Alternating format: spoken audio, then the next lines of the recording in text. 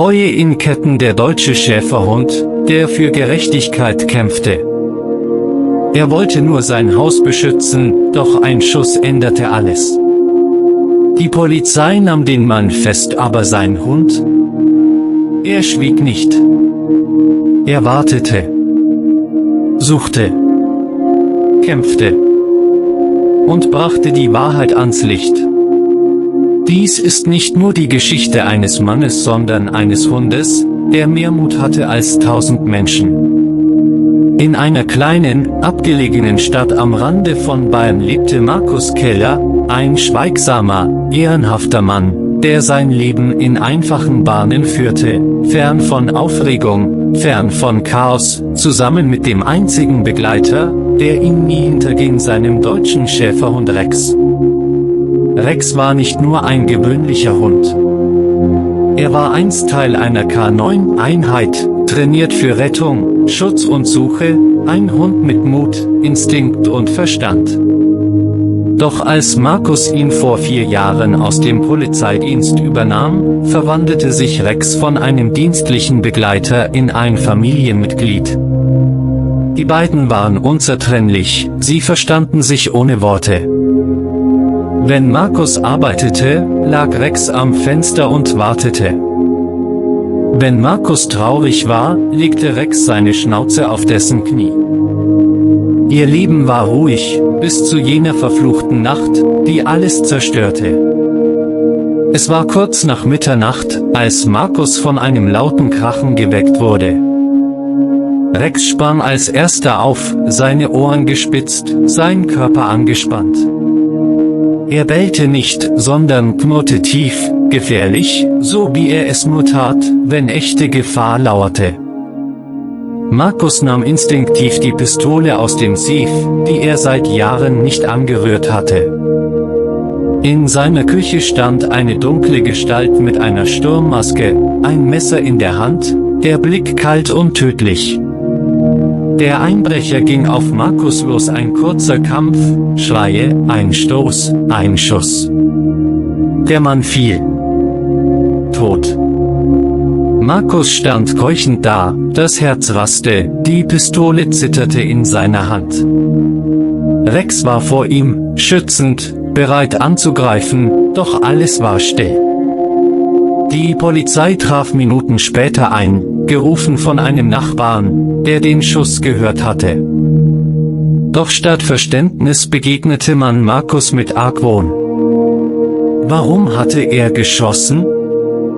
Wo sei die Bedrohung gewesen? Der tote Einbrecher war polizeibekannt, ja aber unbewaffnet, sagte man. Der Messer war verschwunden. Markus wurde verhaftet.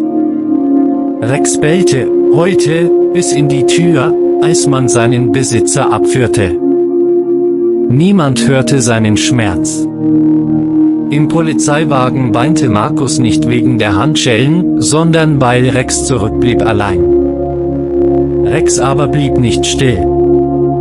Als die Tür hinter Markus zuschlug, setzte er sich davor. Er wartete.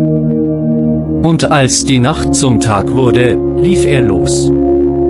Zur Polizeistation. Als die Sonne über der kleinen Stadt aufging und die Straßen langsam zum Leben erwachten, war Rex bereits verschwunden.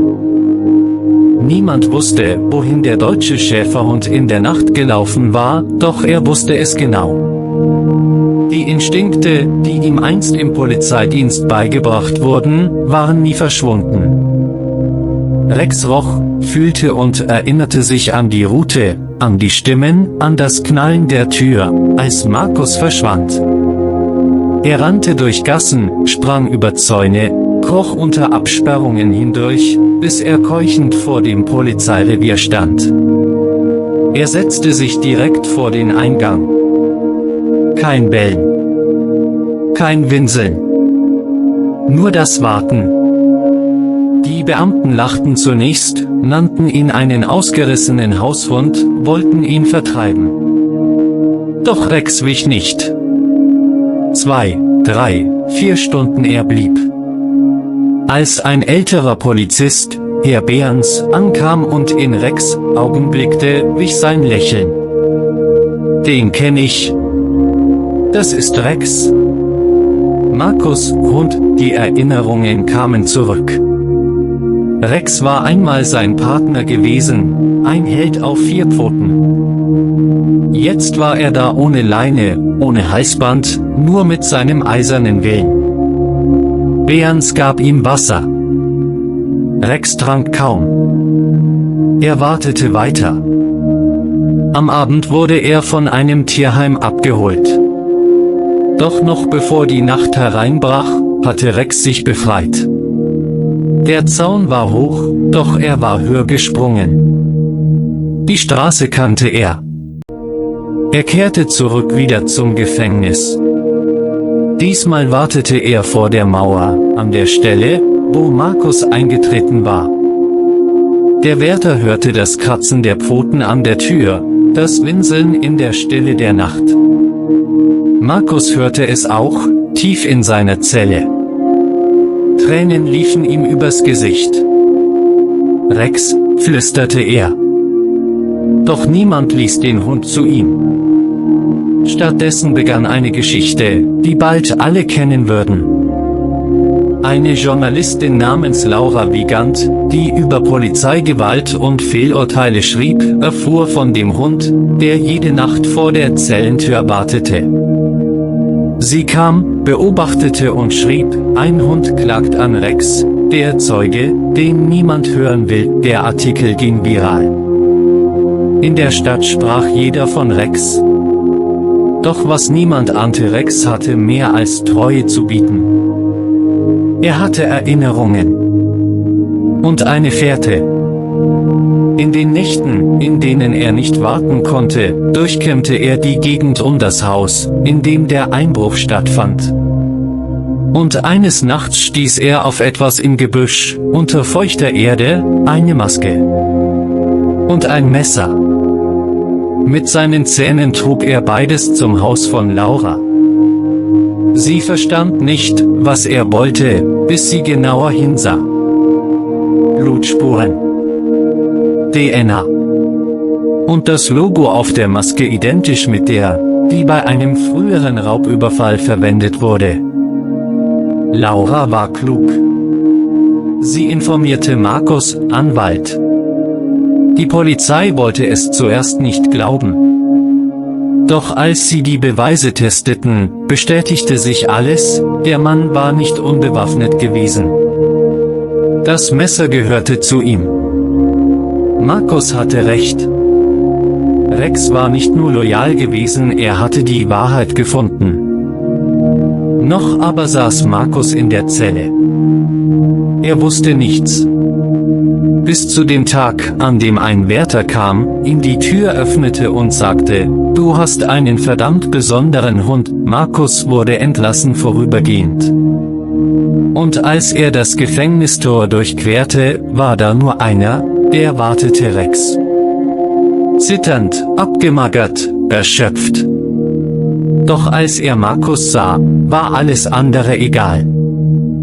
Er bellte einmal, sprang vor, legte seinen Kopf an Markus' Brust. Kein Wort wurde gesagt. Es war der lauteste Moment der Stille. Die Welt hatte ihnen Unrecht getan. Doch ein Hund hatte die Wahrheit gesprochen ohne Worte. Die Sonne stand hoch am Himmel, als Markus endlich wieder den Boden unter den Füßen spürte, der nicht von kaltem Beton umgeben war. Er war frei vorerst.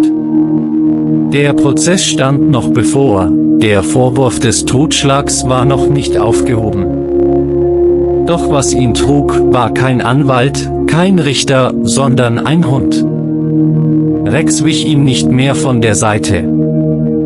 Sein Fell war struppig, seine Augen rot vom vielen Warten, doch sein Blick war wach, stolz, entschlossen. Markus konnte nicht verstehen, wie Rex all das geschafft hatte: die Flucht, die Suche, das Auffinden der Beweise.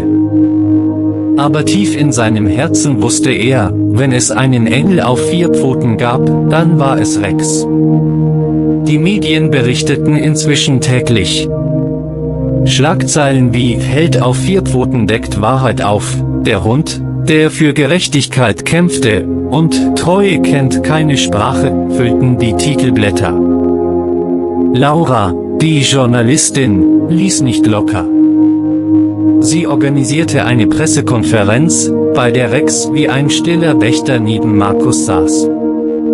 Er bellte nicht, er bewegte sich kaum, aber ganz Deutschland spürte: Hier sitzt kein Tier, hier sitzt ein Zeuge. Das Gericht war überfüllt am ersten Prozesstag. Die Staatsanwaltschaft pochte auf Vorsatz, doch Markus, Verteidiger, beflügelt durch Rex' Taten, trat mit den wiedergefundenen Beweisen auf. Das Messer wurde forensisch untersucht, Fingerabdrücke, Blutspuren, identisch mit dem verstorbenen Einbrecher. Die Maske wies Fasern von anderen Tatorten auf. Doch es war das Video, das alles veränderte. Laura hatte eine Überwachungskamera aus der Nachbarschaft aufgetrieben, deren Aufnahmen bislang ignoriert worden waren. Darauf war zu sehen, wie der Einbrecher bewaffnet das Grundstück betrat, nur Minuten vor dem tödlichen Schuss. Das Publikum hielt den Atem an. Und dann kam der ungewöhnlichste Moment in der Geschichte des Gerichts: Rex wurde als Ehrenzeuge vorgestellt. Natürlich konnte er nicht sprechen, aber seine Fährte, seine Fundstücke, seine Handlungen, sie alle waren dokumentiert, protokolliert und zweifelsfrei. Die Richterin, eine sonst sehr strenge Frau, kämpfte sichtbar mit den Tränen, als sie die Akten durchblätterte und Rex ansah. Manchmal, sagte sie leise, braucht Gerechtigkeit keinen Zeugen mit Stimme, sondern nur ein Herz, das treu bleibt. Das Urteil war eindeutig: Freispruch. Nicht nur das Markus wurde öffentlich rehabilitiert. Die Polizei entschuldigte sich offiziell. Doch Markus selbst sagte wenig. Als er aus dem Saal trat, standen Dutzende Reporter, Zuschauer und Kinder vor dem Gerichtsgebäude. Sie wollten keine Worte, sie wollten Rex sehen. Der Hund, der niemals aufgab.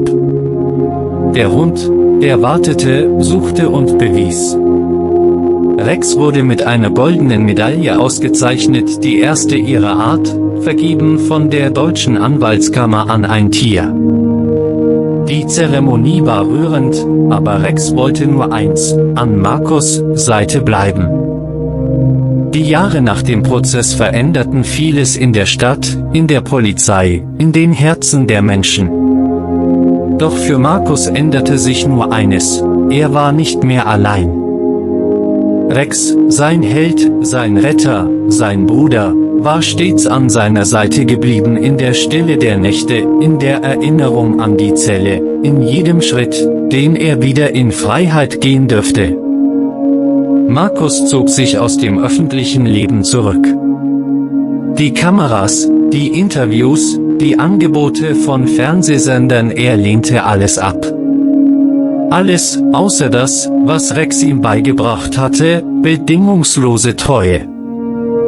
Stattdessen gründete er eine kleine Stiftung, Stimme der Treu, die sich für missverstandene Tierbesitzer einsetzte, die mit dem Gesetz in Konflikt geraten waren. Menschen, deren Tiere vergessen worden waren, ins Tierheim kamen, während ihre Besitzer im Gefängnis auf Wahrheit hofften. Rex war ihr Symbol. Er war bei jeder Anhörung dabei, bei jeder Übergabe, bei jeder Geschichte, in der man Hilfe brauchte. Und überall, wo Rex auftauchte, öffneten sich Herzen. Kinder umarmten ihn. Alte Menschen küssten seine Stirn. Selbst die härtesten Beamten standen still, wenn Rex den Raum betrat. Doch die Zeit war unerbittlich. Rex wurde älter. Seine Bewegungen langsamer. Sein Blick manchmal trüber. Und doch, wenn Markus seinen Namen sagte, wenn ein Fall wichtig war, wenn irgendwo Gerechtigkeit gebraucht wurde, dann war da wieder dieses Feuer in ihm. Eines Morgens jedoch, Als die Sonne goldgelb über die Felder stieg, fand Markus ihn auf der Veranda. Friedlich, den Kopf auf den Pfoten, die Augen geschlossen, als würde er nur ruhen. Doch sein Herz schlug nicht mehr. Ein stiller Held hatte sein letztes Opfer gebracht in Würde, ohne Schmerz. Markus fiel auf die Knie. Er rief seinen Namen immer wieder. Doch Rex war gegangen. Nicht in Dunkelheit, nicht in Angst, sondern in Treue. Ganz Deutschland trauerte. Zeitungen druckten schwarze Pfotenabdrücke. In der Stadt wurde eine Statue errichtet, Rex, mit erhobenem Kopf, und darunter die Worte. Er sprach nie. Und doch sagte er alles. Die Stiftung wurde in Rex Vermächtnis umbenannt. Jedes Jahr am Tag seines Todes wurde in der Stadt eine Parade der Diensthunde abgehalten, zu Ehren all jener, die ohne Worte kämpften. Und Markus? Er blieb. Alt geworden, die Haare grau, die Hände vom Leben gezeichnet. Doch wenn jemand an seinem Haus vorbeikam, hörte man oft, wie er leise sagte: Ich bin nur frei, weil er an mich geglaubt hat. Manchmal, in der Morgendämmerung, saß Markus auf der Veranda. Neben ihm ein leerer Platz. Doch in seinem Blick lag Frieden. Denn wer einmal wahre Treue erlebt hatte, wusste, auch wenn die Schritte verstummen, der Abdruck auf dem Herzen bleibt für immer. Und irgendwo, im ewigen Himmel, rannte ein deutscher Schäferhund über grüne Felder frei, stolz, unvergessen.